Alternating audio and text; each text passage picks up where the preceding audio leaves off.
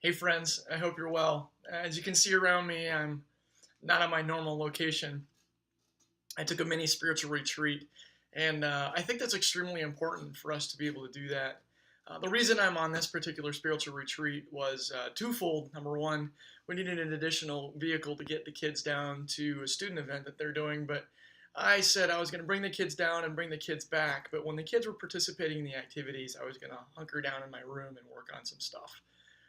So far, so good. I actually went down and saw what the kids were doing, but I didn't see any of the kids, so that was actually probably best because then I didn't engage them. Um, but I was thinking as between last week and then this week's message.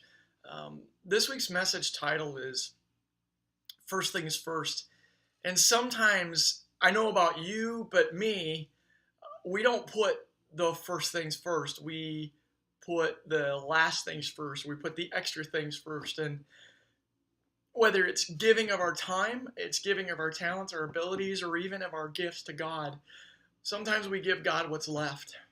And I've just been reminded, in even this last day or so, are we giving God what's first and putting things first? When the Israelites came out of Egypt and they were no longer in captivity and they were now moving towards the promised land. When they put first things first, God was present with them and God was real and really close to them.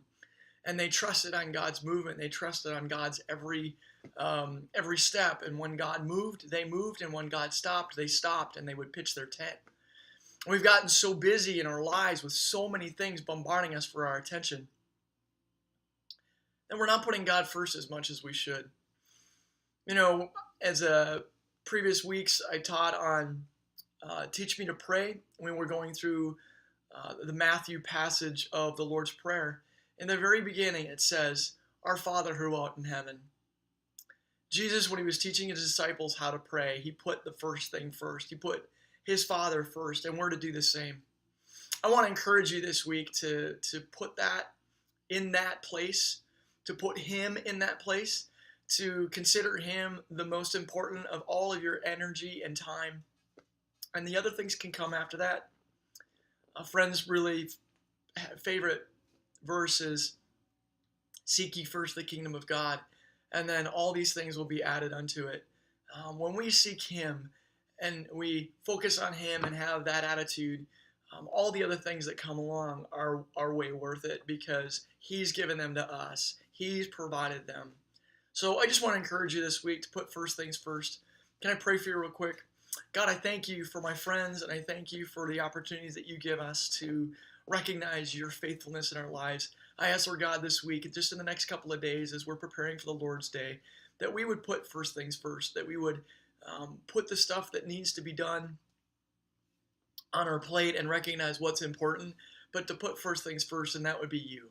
To place you in that premier location in our lives that has first precedence, that has the first of our attitudes and our gifts and our abilities, that you would do that this week in our lives for our benefit and for your glory. I pray this. Amen. Hey, have a great week.